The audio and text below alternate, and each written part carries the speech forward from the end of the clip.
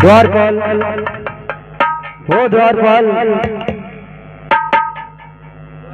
महाराज की जय हो। आशीर्वाद हो द्वारपाल। कहिए महाराज, आप किसी ने बुलाया महाराज? क्या बात है महाराज, कहिए महाराज। द्वारपाल हाँ महाराज। धीरे धीरे मेरा चौथापन बीत गया। हाँ हाँ। और कोई मेरी संतान नहीं हुई। कहा महाराज, आपका धीमे धीमे चौथापन बीत गल महाराज? चौथापन बीत गल महाराज? हाँ राज दरबारी, आज तक ले आप कोनो शैतान ना भाई? यहाँ मैं संतान की बातें कर रहा हूँ और तुम हरामजादे शैतान की बातें कर रहा है। महाराज संतान कहली? हाँ राज दरबारी, हम जने की शैतान कहली, क्षमा करी महाराज। महाराज महाराज ठीक है महाराज, आपका कोनो संतान ना भइला महाराज, तो बताइए महाराज हम क्या कर सकते महाराज? राज दरबारी, हाँ हाँ हाँ। जाओ हमारे राज के राजमंत्री को बुला लाओ। अच्छा, हो सकता है कोई न कोई उपाय जरूर बताएंगे। ठीक है महाराज, आप बैठिए, मैं भी बुला रहा। जल्द जाओ। बैठिए।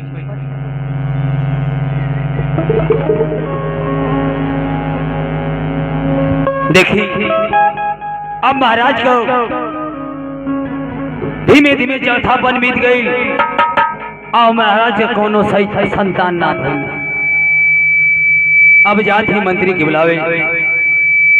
है भैया सीटी कम करा।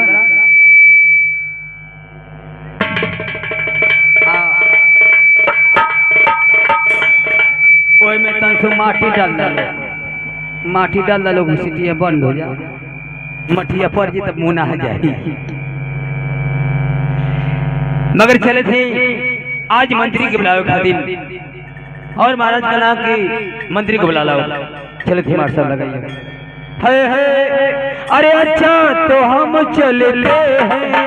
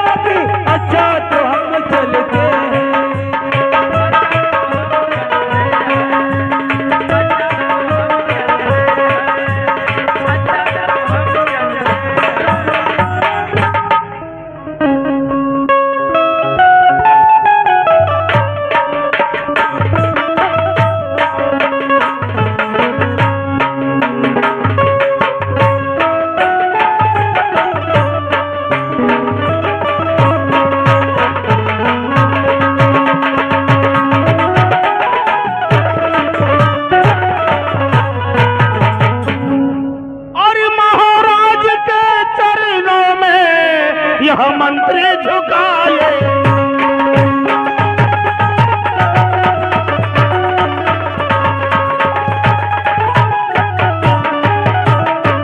महाराज के चरणों में यह मंत्री झुकाए। अरे क्या बुलवाए है आपने, अब दीजिए हमें।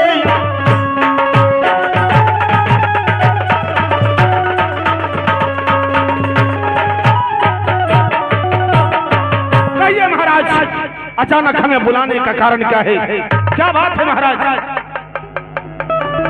राजमंत्री, बड़ी दुख की बात है।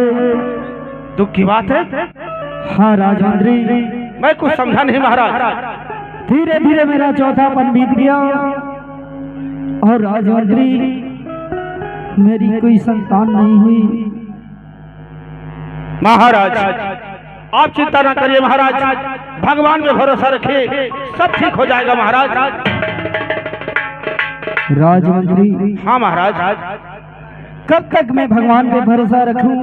जिस गली से जाता हूँ उस गली से लोग ताना मारते हैं हमें। हाँ महाराज, मैं आपकी तकलीफ को समझता हूँ महाराज, परंतु हम लोग क्या कर सकते हैं? भगवान जो चाहेंगे वही होगा महाराज। राजमंत्री, कहिए महाराज। यदि कोई उपाय जानते हो तो हमें शीघ्र बताओ। ठीक है महाराज, यदि ऐसी बात है तो आप हमारी बात ध्यान से सुनिए महाराज।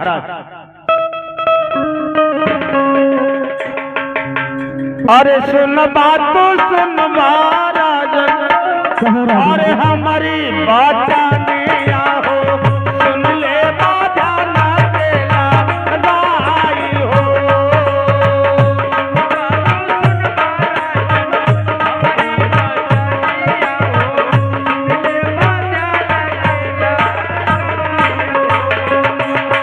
दक्षिणा दिशावा में रहमो ने ज्ञान आय राजन, दक्षिणा दिशावा में रहमो ने ज्ञान आय राजन, उनका के लेता बोला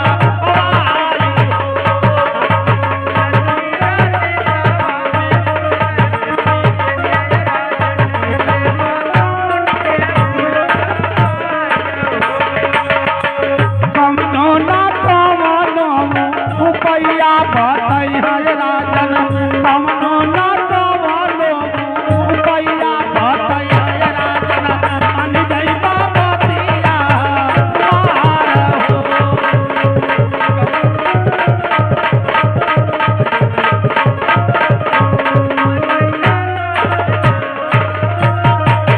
हाँ महाराज।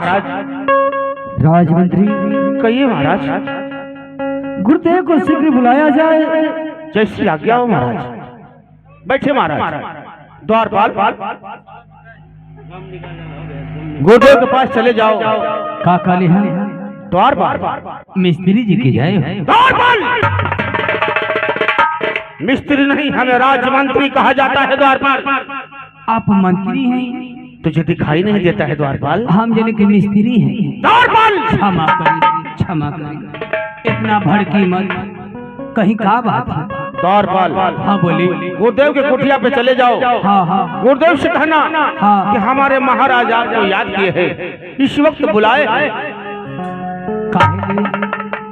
तुम नहीं जानते हो? अरे बेवकूफ द्वारपाल, इतने दिन से इस राज में, इस महल में रहते हो और कुछ तुझे पता ही नहीं है? हमके कुछ न पता, का भले मंत्री जी। द्वारपाल, महाराज का चौथा पन चल रहा है। हाँ हाँ इतने वर्ष बीत गया, हाँ हाँ सही। आज तक महाराज को कोई औलाद नहीं हुआ, कोई संतान नहीं हुआ। महाराज ये सोचते हैं कि यदि हमारे नहीं रहने पर इस राज का कारभार आखिर कौन संभालेगा। बात सही है। अवश्य भी द्वारपाल, हमारे पास भी कोई औलाद नहीं है द्वारपाल। हाँ द्वारपाल, आपके पास कौन औलाद नहीं द्वारपाल। एक मतलब कि महाराज बाज हम आप कौआ है। द्वारपाल, जवान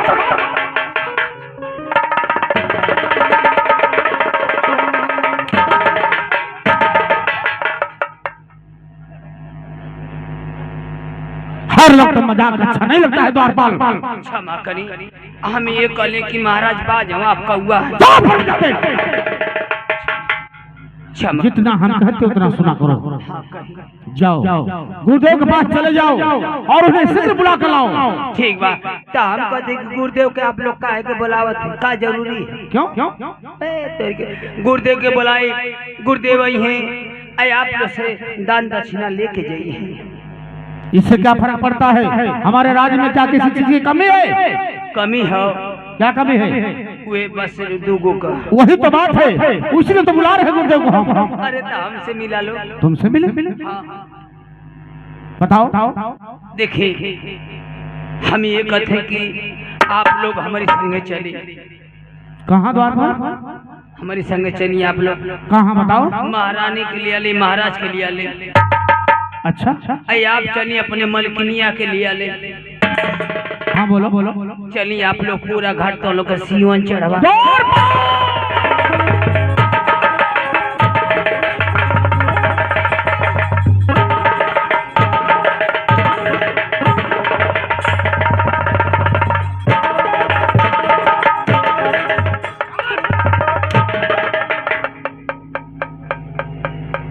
तेरी हिम्मत कैसे हुई द्वारपाल? श्रीमंत किसको चढ़ती है जानता है तू? के चढ़ेला? पशुओं को चढ़ती है।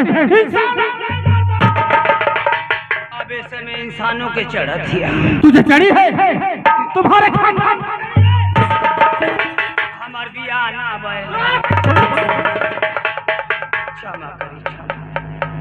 जाओ बुला के लाओ। जाते हैं बोला के लेके आवत ए तेरे मरबल उतर पुरन की दिनाई भर जाई जाओ बोल, जाओ।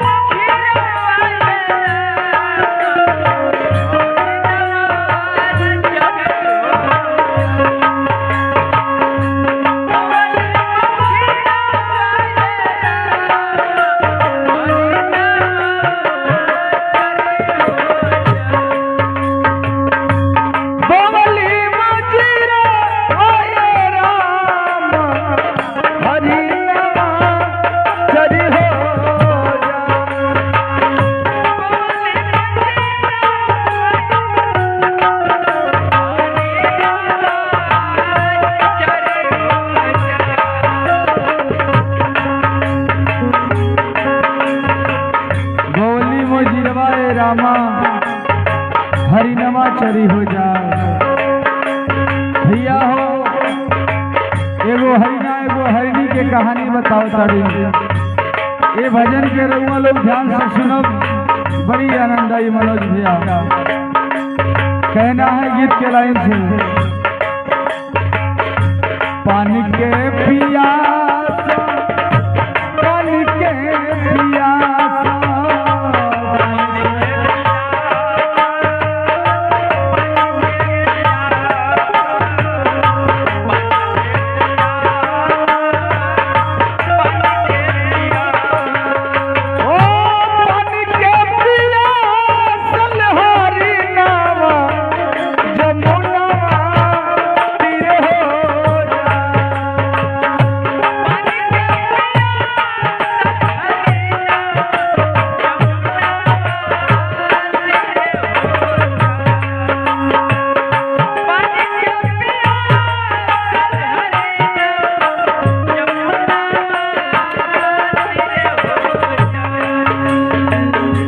पानी के पियासल हरिनवा जमुनवा तीरे हो जाए।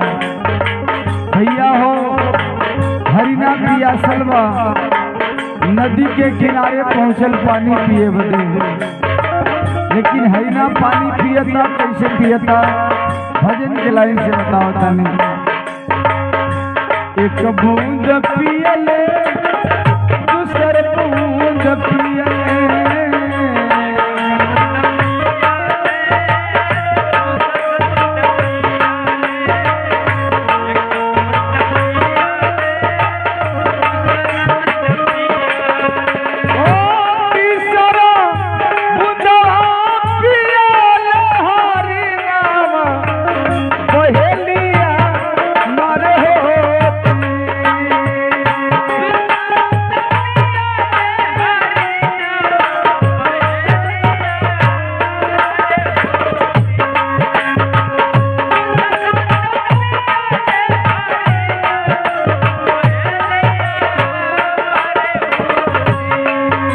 भजन के लाइन से ध्यान दे प्रधान जी। भैया हो वही जंगल में बहेलिया शिकार करत रहे। जब देखलस कि हरिना पानी पियता बहेलिया तीर चला के मार दिलस। लेकिन बहेलिया कैसे तीर चलाओ भैया, हमरे गीत के लाइन पे ध्यान दे सबे। और एक तीर मरले बहेलिया, ओ बहेलिया बहेलिया बहेलिया,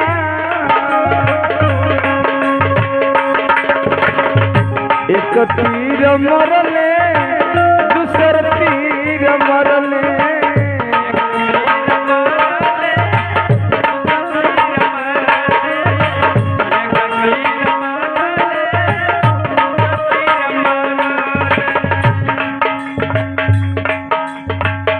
तीसरा तिरिया मरले बहेलिया, हरिनावा गिरे मुरुझा।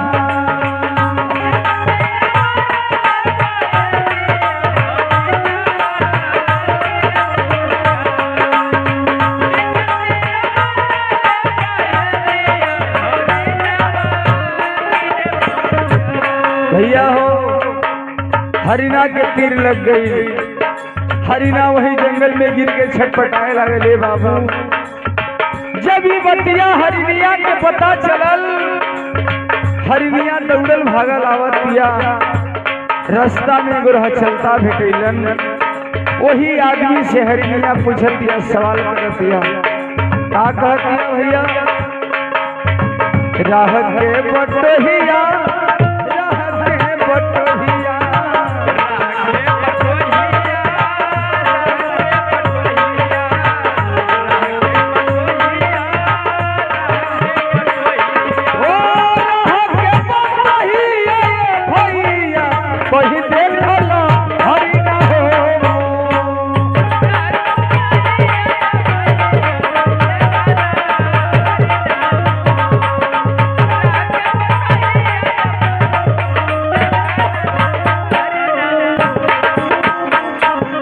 हरिनिया पूछे दिया कि ये भाई कहीं हमरे हरिना के देखला हो। तू आदमी बतावता हरिनिया से, का बतावता जितेंद्र भैया।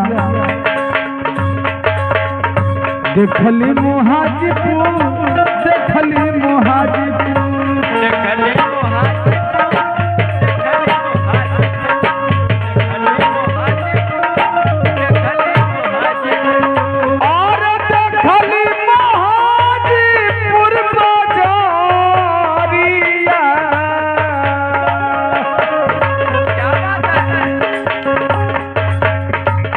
आदमिया बतावता हरिनिया से। देखली मोहाजीपुर बाजारिया, बहेलिया तगले हो जा।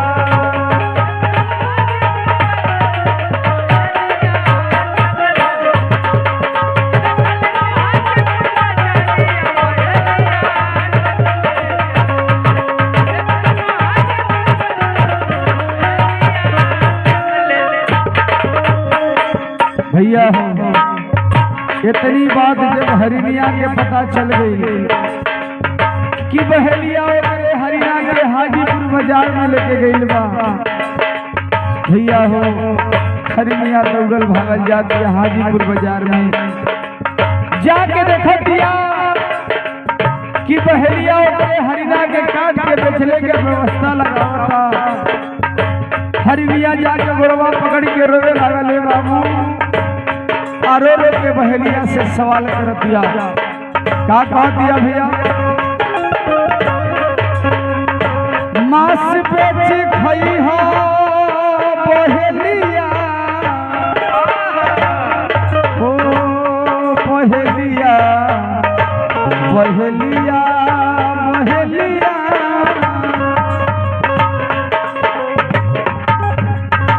हरिनिया कह दिया कि भाई हमरे हरिना के तो तू मार दिला हो भैया, लेकिन एगो काम करिया। का कह दिया, मांस बेच खाई हा बहेलिया, की हड्डिया दिहा हो।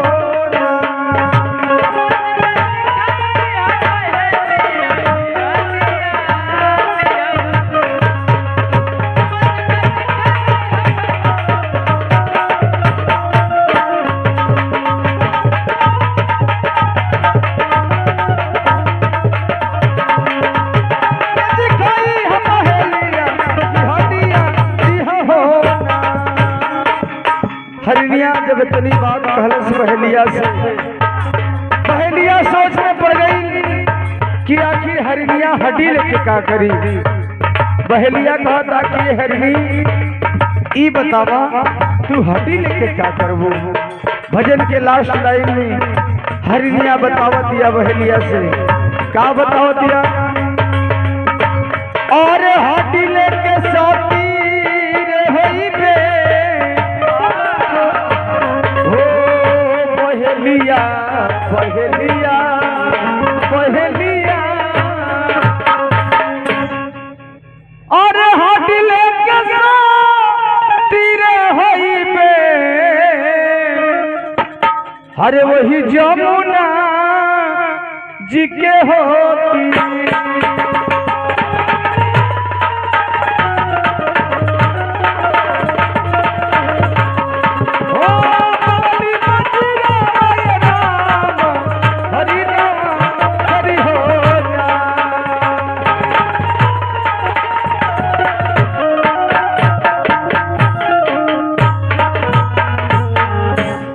एक बड़ी सुंदर पुरस्कार आप बड़े साहब घर मालिक की तरफ से बड़ी सुंदर पुरस्कार है।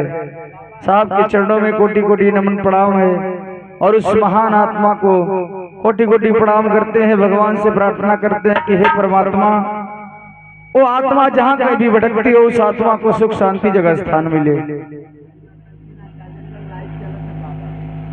और ये देखिए नौटंकी नाच आजमगढ़ आपके तरफ से, अंगद भाई की तरफ से ये बड़ी सुंदर पुरस्कार।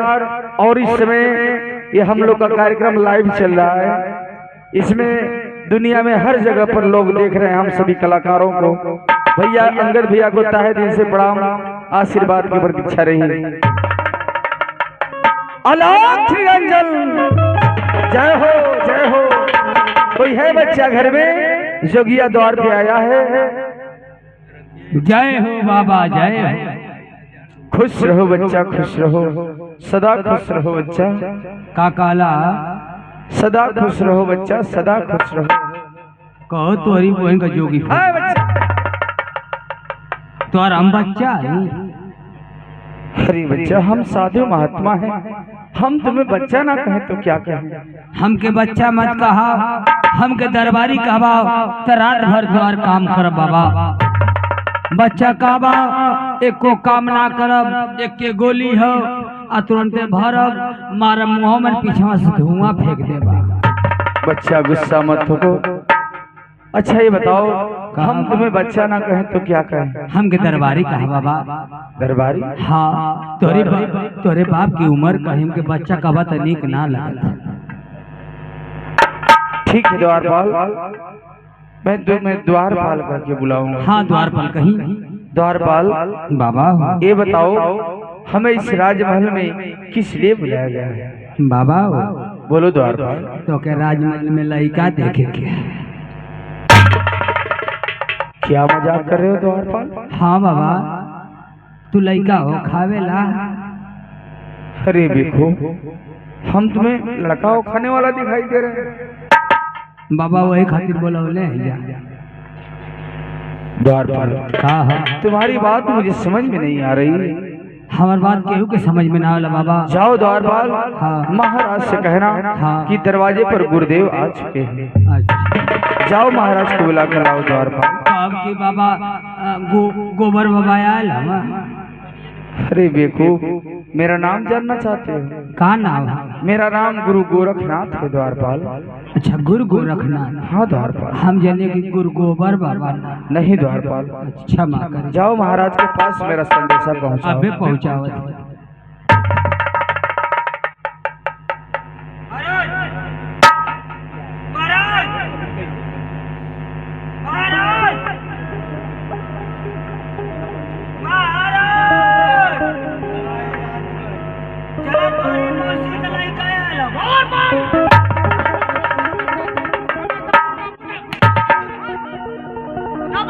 महाराज सुत गए तो हम कहने की मौसी के लड़का बताए तो जाग जाइए। क्षमा कर, क्षमा कर बाबा गुरुदेव मिला।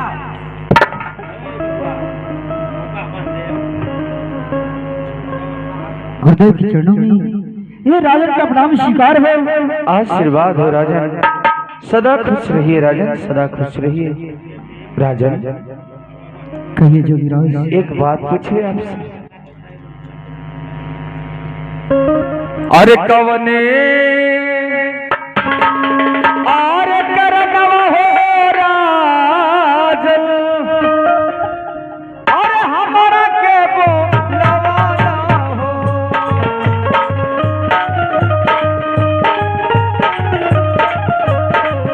हमारा के बोलवला ये राजन, हमारा के बोलवला हो।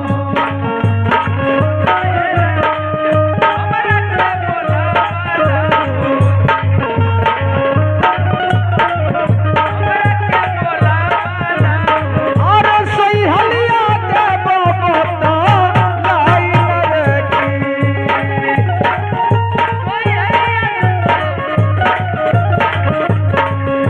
ओ कहे तो हर भैया ये राजन धुमिला चेहरा हो,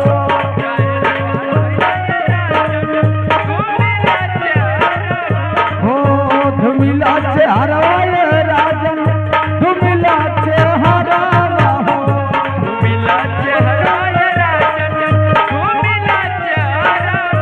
हो ये करा भेदवा तो बताई लड़की,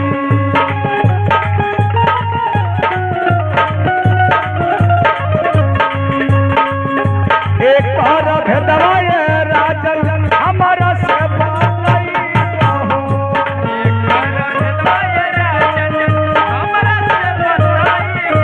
ओ हमारा से बतैबो ये राजन, हमारा से बतैबो,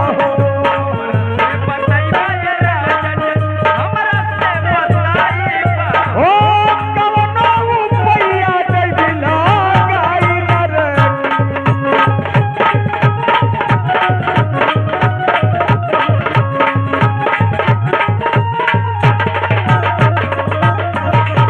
राजन आपके चेहरे पर उदासी, आखिर इस उदासी का क्या कारण है राजन? हमें बतलाइए राजन, बतलाइए। गुरुदेव हाँ राजन बताइए। धीरे धीरे मेरा चौथापन बीत गया गुरुदेव, और गुरुदेव मेरी कोई संतान नहीं हुई। क्या करे राजन? हाँ गुरुदेव हाँ। ये आप कैसी बातें कर रहे हैं? आपका चौथापन बीत गया और अभी तक आपके पास कोई औलाद नहीं हुआ। नहीं गुरुदेव, ये तो बड़ी दुख की बात है राजन कि आपका चौथापन बीत गया और अभी तक आपके पास कोई संतान नहीं पैदा हुआ। गुरुदेव हाँ राजन, इसी बात का मुझे दुख सताया रहता है। जब किसी रास्ते से जाता हूँ गुरुदेव, लोग मुझे ताना मारते हैं गुरुदेव। राजन आप चिंता न करें राजन, अगर आप मुझे बुलवाए हैं तो मैं इस दुख का निवारण अवश्य करूंगा राजन, अवश्य करूंगा। आप चिंता न करें। लाइए अपने हाथ की रेखा मुझे दिखलाइए, मैं देख कर बतला रहा हूँ कि आपके भाग नसीब में क्या लिखा है राजन।